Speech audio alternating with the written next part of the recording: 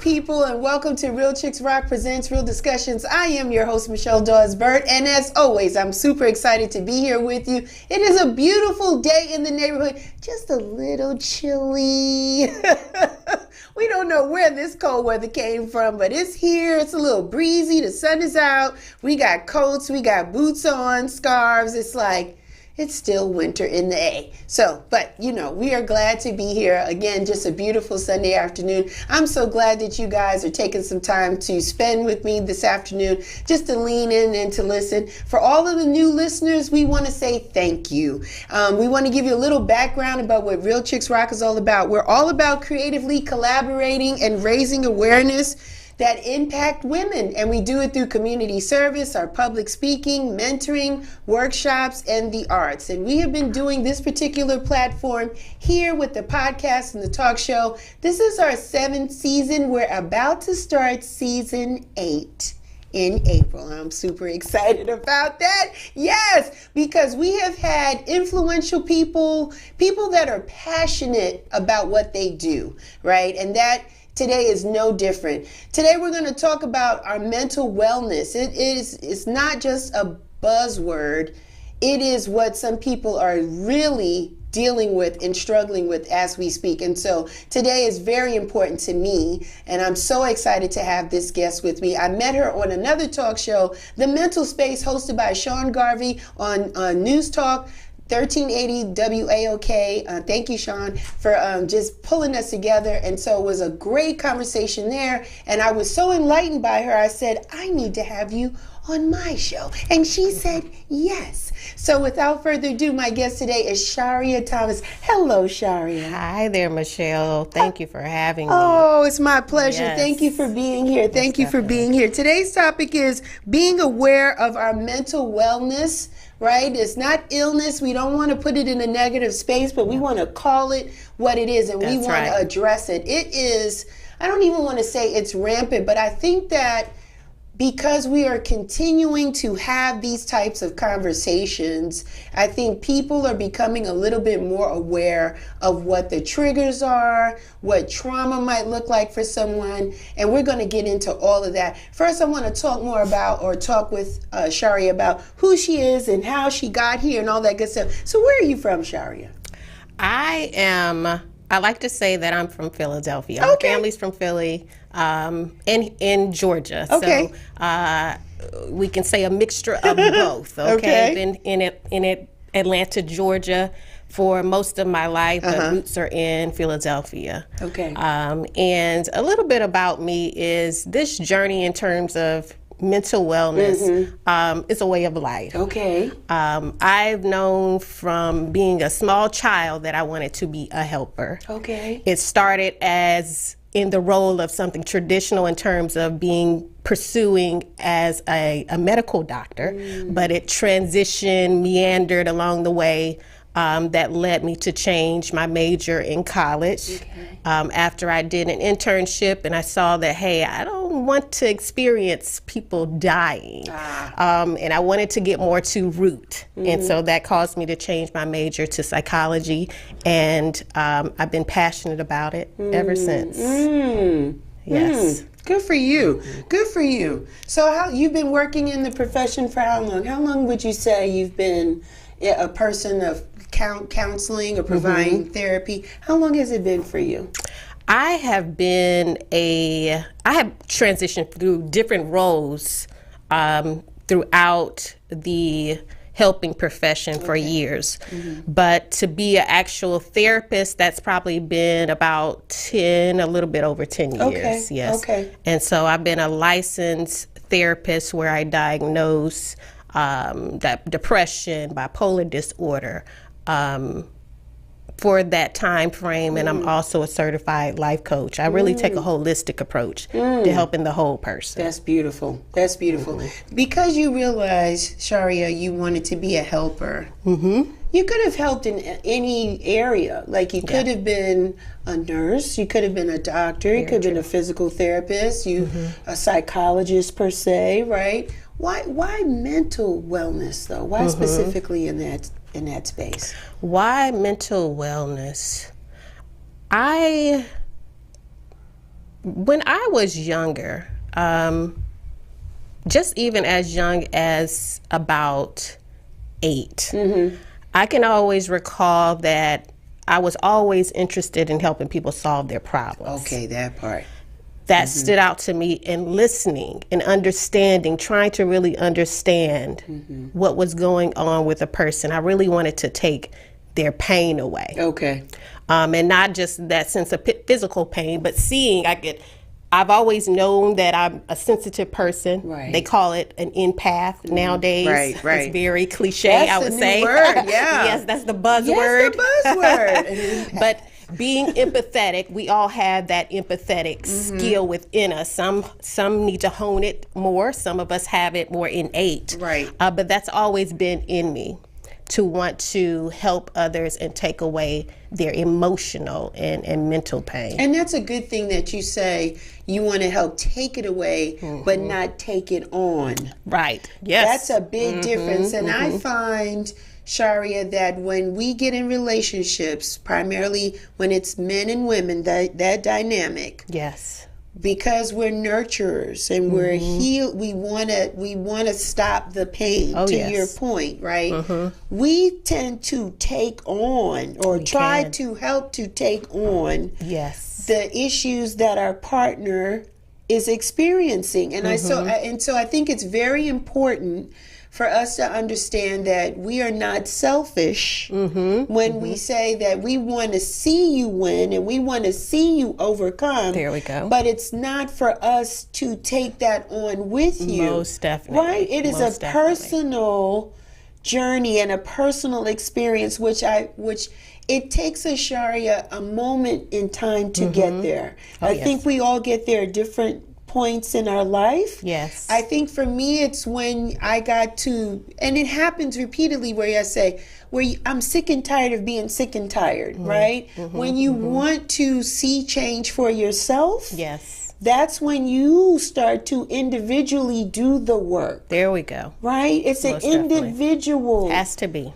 journey, right? Yes, Even yes. though you can have the support system and the love, you can have the love of the partner, Right. but it's an individual person saying, I am ready to do There we go. this work, right, You Sharia? better believe it. Yeah. You better believe it. Yeah. Yes, yes. You said some very key instrumental things that first, just as women, Yes. that we are innately, our Yes. feminine quality is about nurturing, Yes. supporting, Right. helping, Right. that feminine quality, which as men and women, we all have that feminine and masculine quality. That is true. And it's for us to balance those points within ourselves. But the sense of us taking on that, we'll say, stress Yes. of our partners. Just kind of throw out some statistics there. 70% of all Americans say they've experienced stress. Okay. Whether in the physical form, Right. where there's it manifests physically Right. with diabetes, with physical health concerns, or mental health concerns. Just 70% of us, Sharia. Feels like That is what they report, right? Exactly. I would say 100%, right? It feels higher than that, girl. That's human nature to experience Seems stress, higher right? than that. Man, okay, we thank God for the 70, that it ain't as high as they say, but it feels like it's more folks that's stressing out. I Okay. agree. Okay.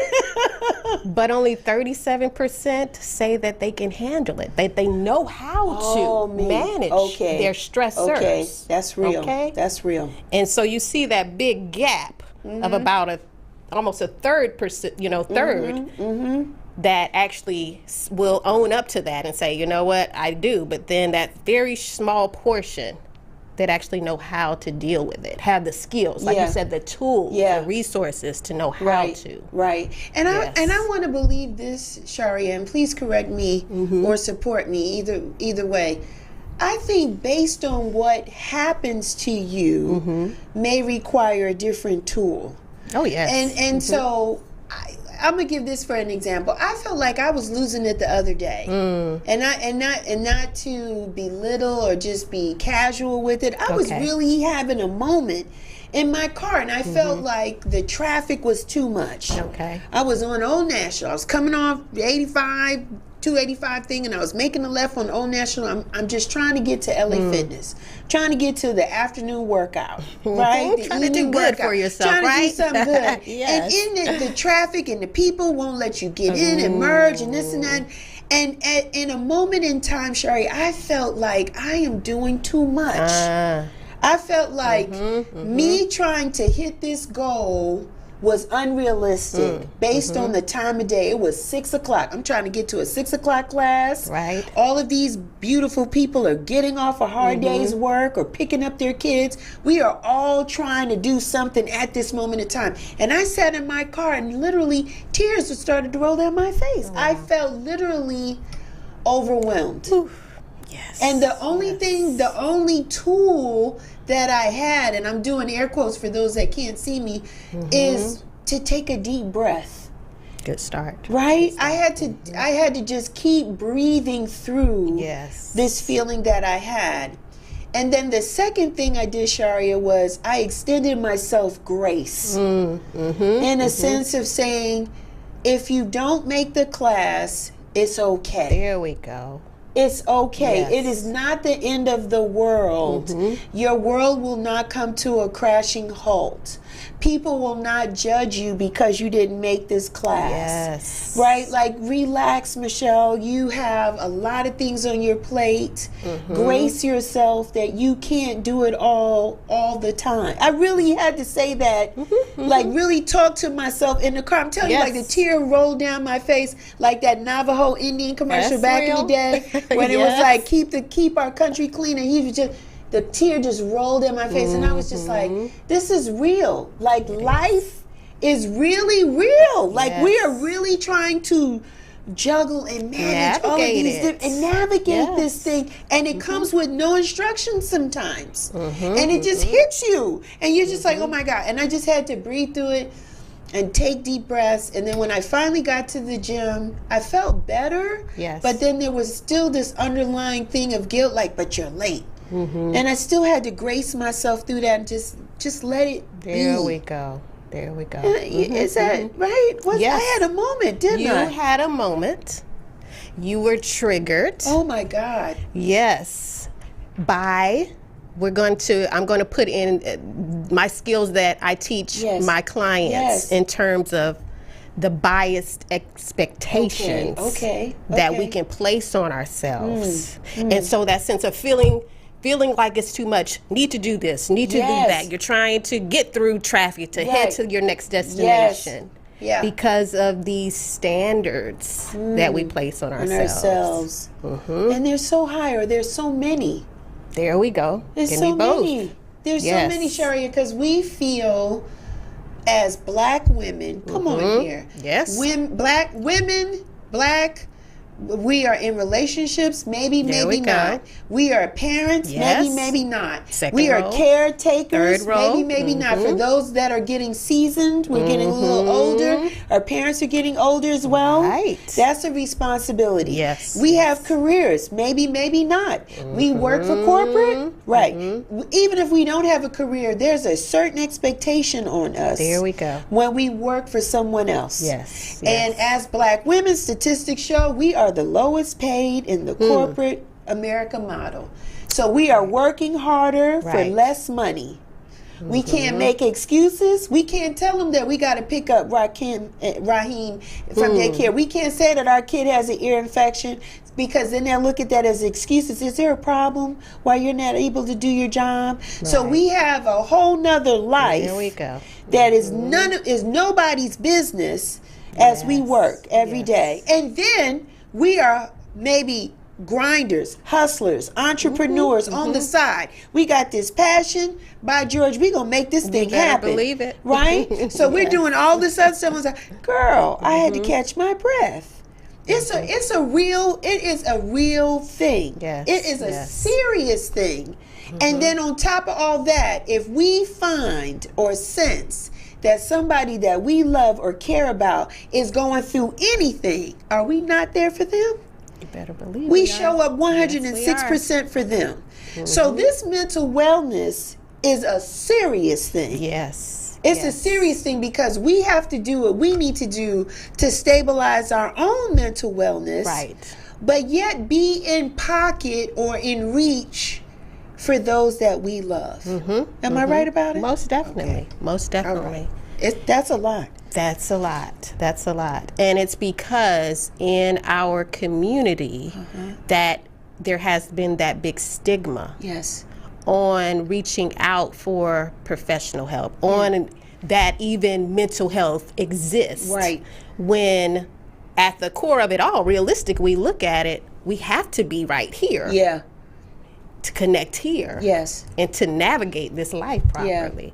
And so I like to always say that mental health is every day. Every day. It is. It is. And we're not, when we just say mental health and we say wellness, because that's what it's about, living a life that's well, mind, body, heart, and soul. Right. But in the sense of having that mental health every single day is that you're implementing, we are doing what it takes to take care of ourselves every single day. Every day. Yes. It's like working a muscle. There we go. Every day. Yes, yes.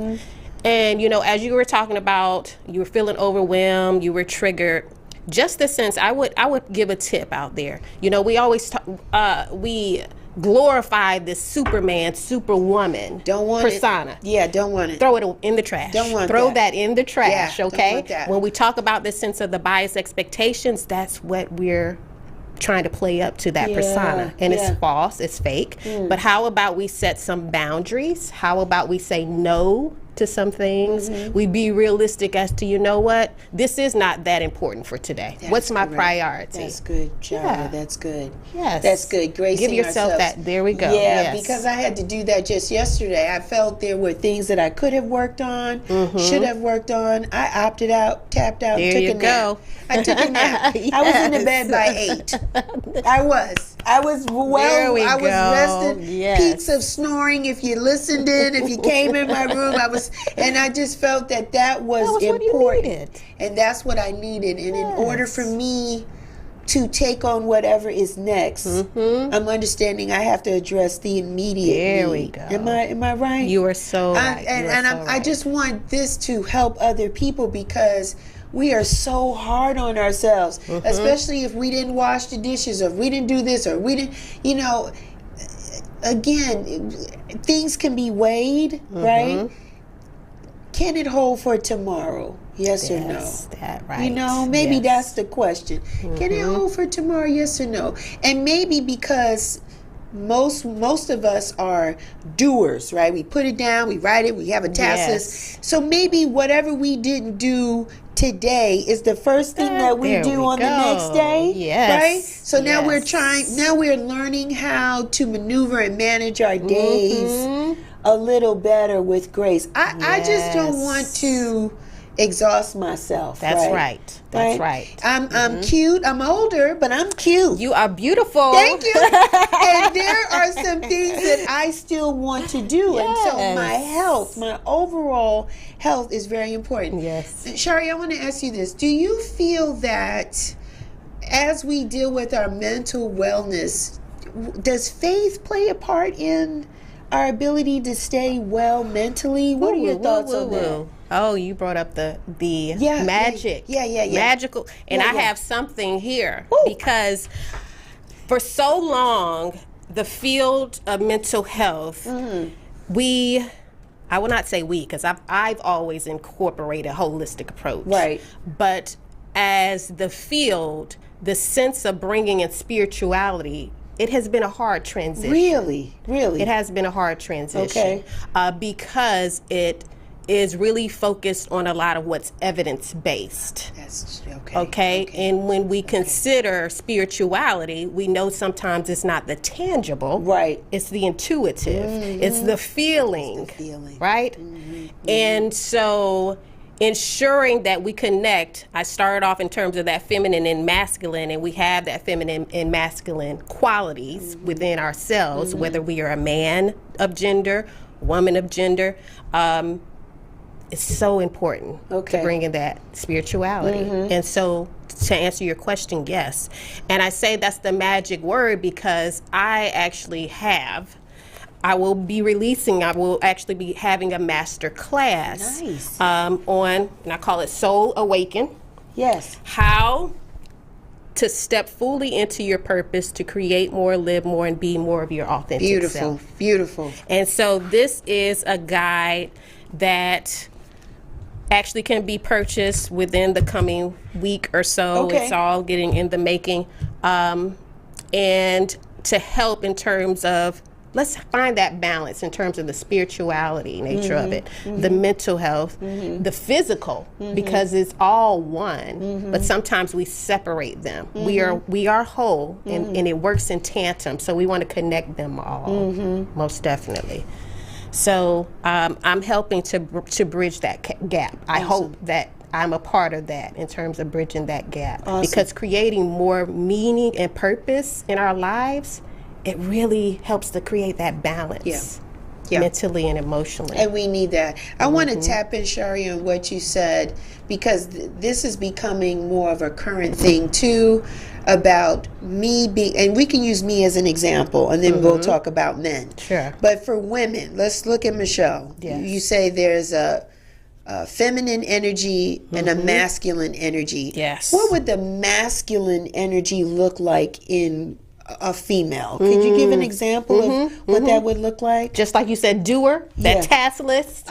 Okay. That is the analytical side of ourselves. That's the part of us that is practical in action. Okay. That's our masculine quality. Really? I never thought of it as that Yeah, that's way. our masculine quality. Is that right? Yes. I've been dang masculine for a long time, because I just feel like I gotta get it done. I gotta get it done. I gotta get it done. I just thought it was a multitasking. I'm a project manager by day. I just thought, okay, I gotta get it done. If I write it down, it's gonna help me get it done. I did not know that's really more of a masculine. Yes, action oriented. Is that right? Yes. Our feminine, like we said, the nurturing. Yes. That is more of our intuitive side. That's more of our creative side. So when we're in that space, when you tap more into that need, what am I feeling? Okay, that's more of our feminine side. Really? Yes. Yes. See, I'm learning. So for a male, what would be something that's more of their feminine trait in a man? Very good question.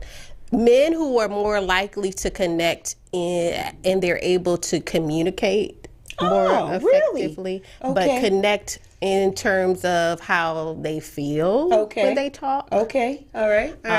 That's more noticeable in terms of the bringing in their feminine quality. Okay. All right. All right. That's fair. Yes. Okay. Even what we might consider men who are more in touch with,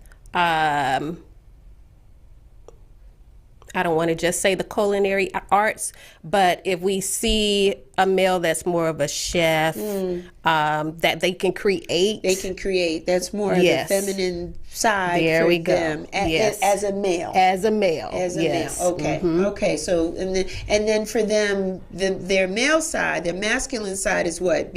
They provide, they do, they execute. Is that more of it? Most definitely. Okay. Most definitely. All right. Okay. Because again, we're not trying to run anybody off, and things. Some of the terms can create sensitivity within people. Yes. So I just wanted to just provide examples that it's a natural makeup within all of us. There we go. And sometimes, based on where we are, the time of the day, who we're around, and what's going on, we may lean more into one side. There we go. Than the other. But it doesn't mean anything else outside of that. We are all balanced human beings. We are. Right? Yes. We're just trying to find our way. Yes. I wanted to ask you, Sharia, in your profession, what have you noticed to be some triggers for people in their mental wellness slightly deteriorating or maybe not balanced? Can you share any type of triggers that you've noticed in your career? Triggers. Let's call them warning signs. Warning signs. Yeah. So some warning signs that we might want to look for in terms of if someone is having some difficulty, like you said, with balancing their mental wellness, or We'll just keep it there in terms of balancing Okay. their mental wellness. Problem sleeping. Problem sleeping. Really? So problems going to sleep, staying asleep, interruptions in our sleep patterns. That's a starting warning sign. Yes. I might be on to something here. Okay. All right. Okay. What else? Okay. What else could be a sign? Let's keep some other signs going. Troubles concentrating. So Okay. say I'm working and I'm, like you said, that to-do list, I'm pretty good at getting things done, but I run into a space where it's just hard for me to focus. It's hard for me to concentrate on even maybe watching a TV show that's an hour long, but I can barely get through about 15 minutes. Something's going on here. Okay.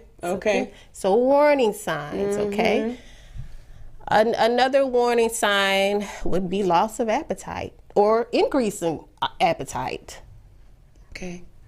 See, that connection in terms of some of the physical symptoms, it's easy for a person to just go to their medical doctor. Oh, I'm experiencing this. I haven't been able to go to sleep. My appetite changed. These are also indicators because it starts with stress. And it's demonstrating your body is trying to tell you that you're experiencing some levels of stress. Wow. Okay. Yes.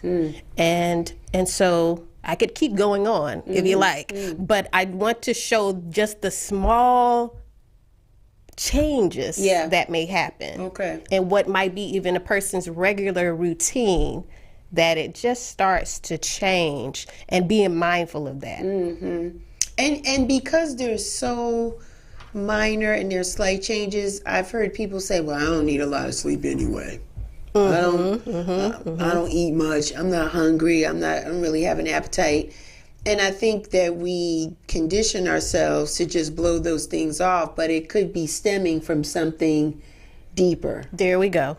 And you bring a good point up. We're looking, when it comes to things starting to change, and it may be to where it may be diagnosable, or what we consider in my field is, we all go to a place where there's an adjustment. So we call it adjustment disorder. It may not be fully major depressive disorder. It may not be fully generalized anxiety or post-traumatic stress, but it may be an adjustment period in someone's life where they may have gotten a divorce. They may have lost their job. And so they're experiencing some levels or symptoms of depression or some levels of anxiety. And so that's more of that adjustment period. So it does depend on the duration of time. Okay. So say that some of those symptoms that we were discussing, and they're happening longer than maybe 2 weeks. Then it may be more than just perceived as adjustment. If there's a history, say in the past, this happened 2 years ago, then it happened another 5 years ago. Then we may say, hey, okay, this person might start to experience some levels of depression. And depression comes in different ways, right, Sharia? Because for some people, it's anger. There we go. Yes. They just say what comes to their mind. They don't care. They're just really disrespectful. It's just lashing out. For others, it could just be sadness. Yes, there we go. For others, it could be lack of motivation, right? There's an unwillingness to get up in the morning or to get out of the bed or to do their job or to do, I think for us, Black people, Black and brown people, but really speaking from as a Black woman, we're so conditioned to keep going. Oh, yes. To work through it. Girl, ain't nothing wrong with you. Push through. Push through. Prayer changes things, girl. You've been praying. Like, you're going to be all right. Like that kind of thing. And you try to tell yourself that, but there's this aching feeling that just clouds your vision, your thought process. And you're like, I don't know how to get out of this. It's real talk. For me, it happens if I'm in a relationship and the relationship ends, I'm in that space. It is hard for me. Grief. It is grief. It is that's the label of separation, depression. right? Yes. Detachment. Yes. Then it's an association of wanting the memories of what yes. it was when it was good. It's a lot. It's people in my garden that will tell me, Michelle, you know, this is part of the process, which I, as a grown woman, I don't want to hear that. I keep it real with you. I don't like process all the time. I don't like it. Right. Because when you go through the process, it shows you, Sharia, all these different sides of you. Oh, yes. And some you like and some you ain't too fond of. Yes. But it's a part of growth and maturing and the faith that we talked about, right? Just allowing the Most High to cover us and know that what was then and it's over, and that greater is for us. There we go. That it's that peace. What keeps us stuck in this depressed state is that we don't believe that something better is on the horizon for us, so we stay stuck in this space. Yes. Am I right? Oh, yes. I'm talking from my own experience. I'm just, when I tell you, I just came. All right now. So you experience, you know. I just came out of somewhere. I was sad for months. Right. Disappointed that it didn't evolve in the way that I thought it would. Right. That the representative that showed up is not that person. I had to process a lot. Right? And then there's public imagery, so you're trying to be private, right? Because it would be hard for people to process that the person that showed up is not that same person. So now you're dealing with private embarrassment, right? And then you're like, well, Michelle, the signs was always there, but it was that nurturing thing. Okay. Come on, somebody. Yes. It was the nurturing thing that said, well, I'll love him through. Yes. Or here's one, I'll support him through the process because he's going through some things. Right? But then you take on this thing and now you're carrying it. So I just want people to understand that it's okay to love yourself. Most definitely. You have to wake up every day and say, I love myself. Yes. And the things that God had brought you through or you were able to push through, it cost you too much to just throw it away. That's right. That's right. And so if it doesn't work for you, it's okay. Yes. It's all right. Okay. Right? It's okay. Most definitely. But this mental wellness is a serious thing, Sharia, and it is a daily exercise to keep your mental stability and wellness in pocket or manageable or in balance. Then there's a time for us as women. Are we too emotional? Are we crying too much? Are we doing this? I don't know if there's a right or wrong. Tears are a release. Okay? Let's give ourselves permission. Okay. Tears are a release. Yes. Listen. Yeah. And so, yes, we have been so programmed in our femininity that it is not okay to cry. Right. As you said, suck it up. Yeah. Boys and girls being taught that. Right. Yeah. You crying about this? Like, this ain't nothing. Like, yes. I've heard it. It's time for us to change that. Yeah. It's time, and you said that it's okay. What is called radical acceptance, accepting our emotions, face our feelings. Okay. And that we be okay with that humanness. We are the only creatures on this planet that has that beautiful gift of emotions in that way. Yet we want to suppress it, or we're taught to, until we unlearn. Yeah. And know that it is healthy and important that we have that level of release and we communicate and express it.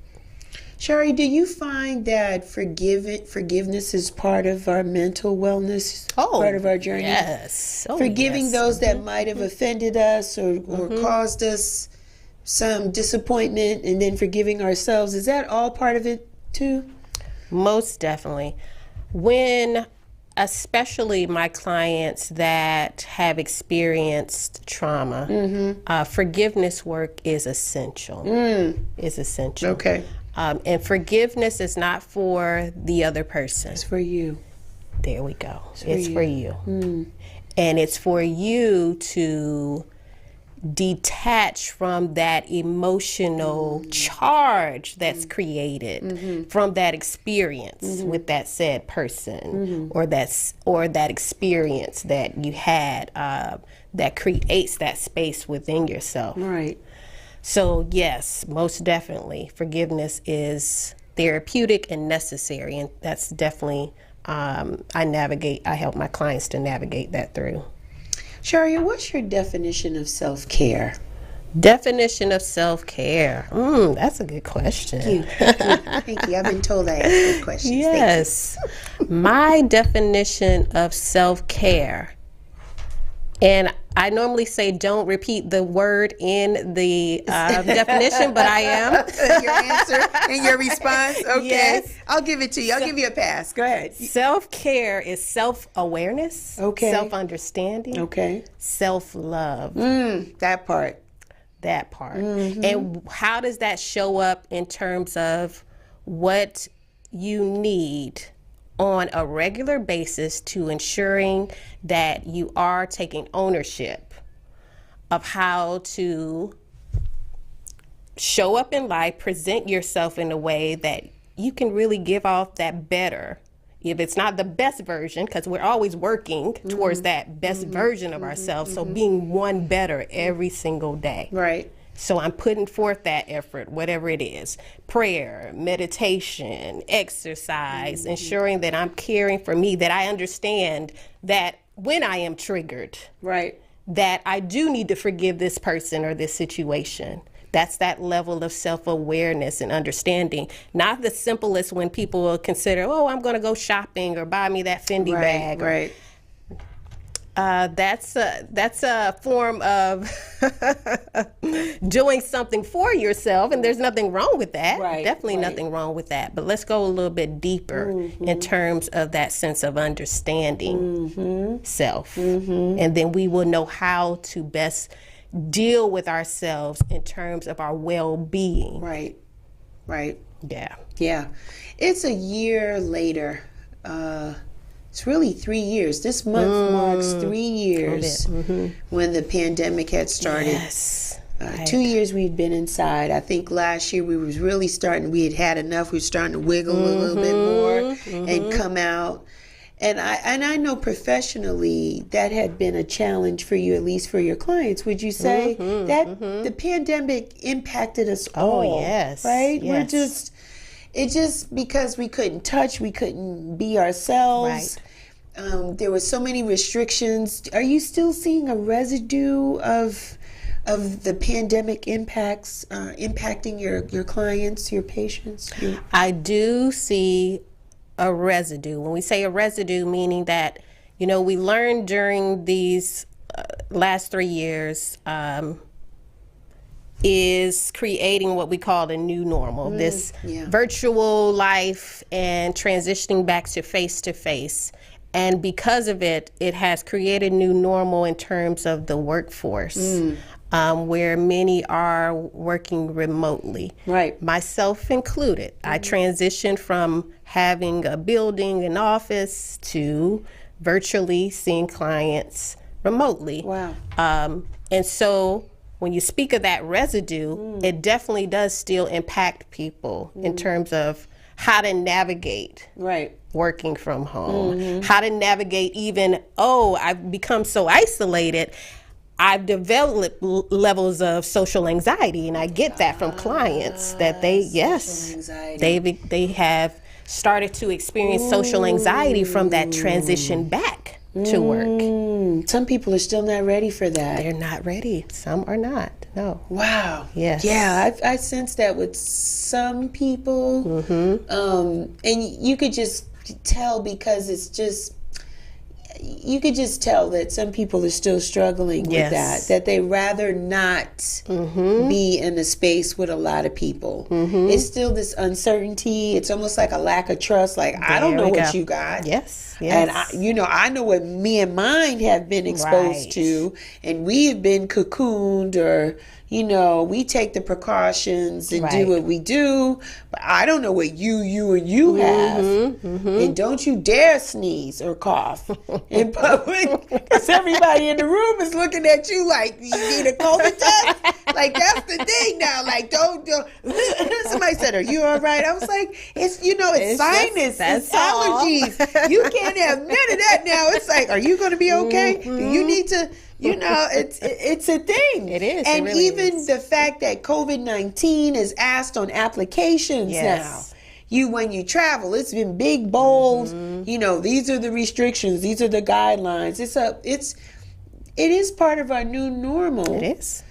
So we all have to try to get to a place where this anxiety about that can be minimized or reduced, because I don't want to belittle it like a flu, but it doesn't have as much sting as it did 3 years ago. So we're starting to get it incorporated into our normal, health or practices, if you will, to your point. So, but I just know that our mental state most definitely was impacted. Most definitely.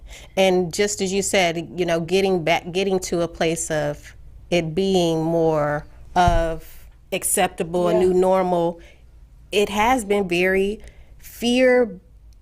I will call it fear mongering, in terms of it's created a very fear-based belief for many. And that's why it makes it so hard to create that transition back to face-to-face. Right. And so that's where the profession comes into place, that, hey, you know what, I might need to seek some professional help. If I know I was such an outgoing person before, and it's so difficult to be around other people, or I'm always thinking the worst.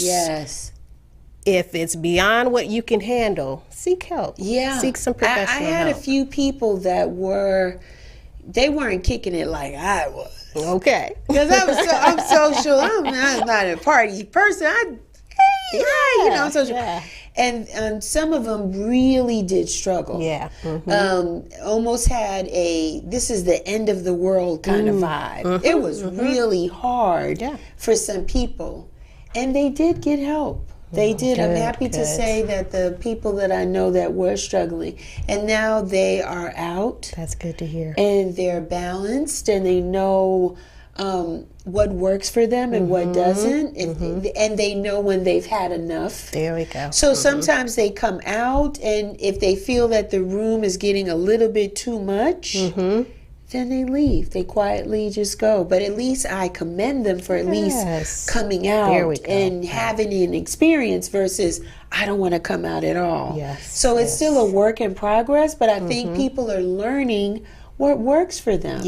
And we have to remember that, unfortunately, people lost people during this pandemic. And that's another sense of a trigger or trauma, or just remembering what used to be. So it's different. It's different. I want to talk about signs of wellness, right? What does that look like for us ladies? How do we know we are balanced? We're healthy, our mind is good. Is there any kind of checklist? Is there something we can do to know that we're okay? Very good question. Signs of wellness. What does that look like? Signs of wellness. I would say, in terms of it being an actual checklist, when it comes to this profession, we have so many assessments. I would have to go through them, but I'm going to name a few things just in general to be mindful of. That'll help us. Let's start with mood. Wow, that's good. Just checking in. Check in. How do I feel today? What are some stressors that I've experienced today? Because if I'm mindful of that, that's the sense of being well, is that I'm more in a space where I'm mindful of my experience internally, mentally of what I'm going through. So that's definitely a big one. In terms of being well, again, mind, body, heart, and soul, we look at that. Right. Am I having cravings? Really? Yeah. Really? Body is off and balanced if I'm experiencing sugar cravings, Really? salt cravings. You said, man. Sugar all the time. Shari, I love sugar.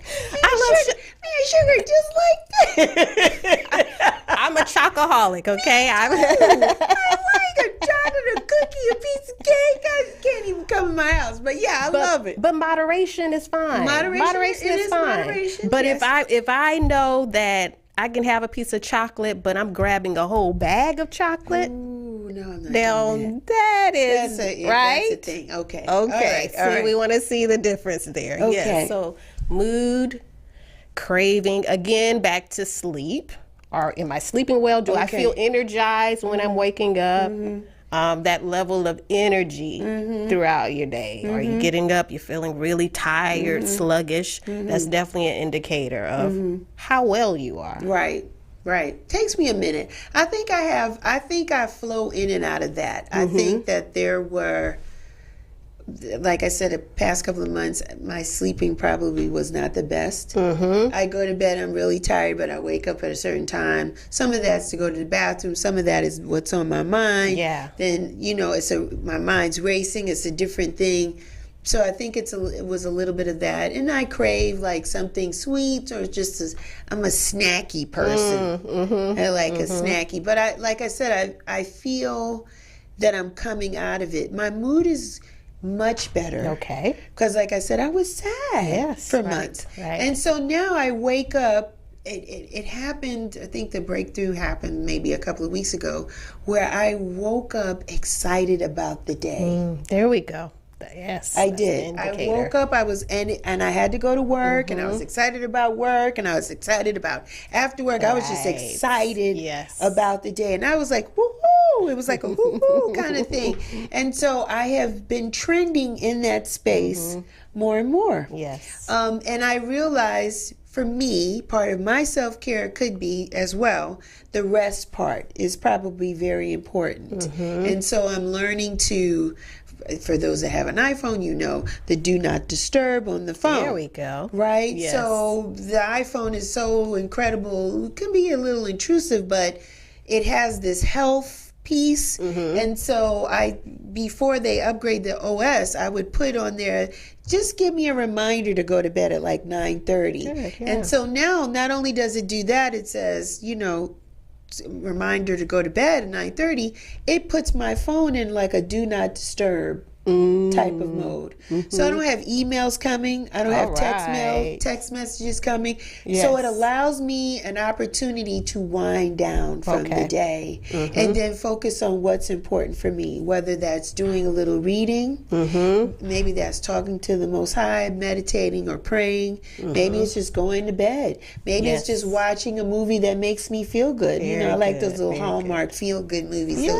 I like those little things. Something that puts me in a state of bliss, but nothing to activate heavy emotions, if that makes sense, right? Definitely does. Before I go to bed. So it's really understanding, Sharia, for me, my vibrations, to your point, moods, and what sets me off, what makes me feel good, and it's not to take away the reality, right? I'm still allowing myself to feel what I feel, but I'm being cognizant of it. I'm not running away. I used to run away from how I felt.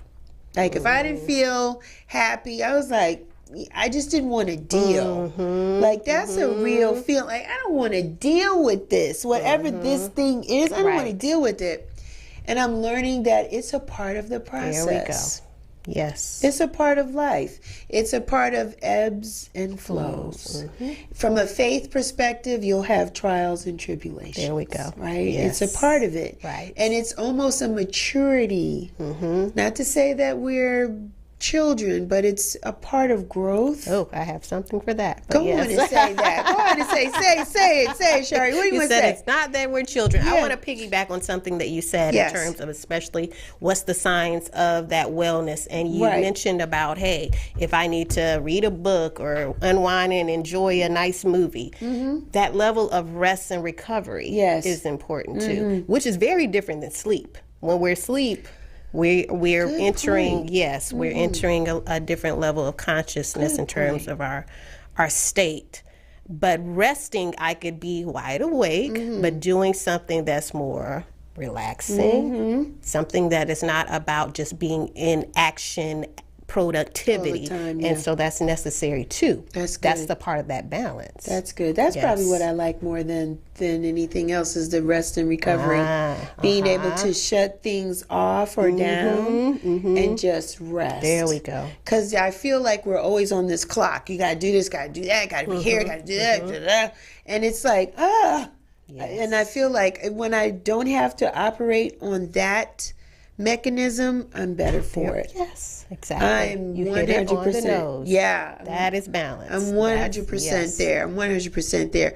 Sherry, where do you see us heading or going with our overall mental wellness? What I said to my producer, shouts out to my producer Joe over there, I said before the start of the show, historically, right, 50 years ago, we weren't talking about preventing diabetes, right? Or fibroids and thyroids and hypertension and high blood pressure. We weren't talking like that 50 years ago.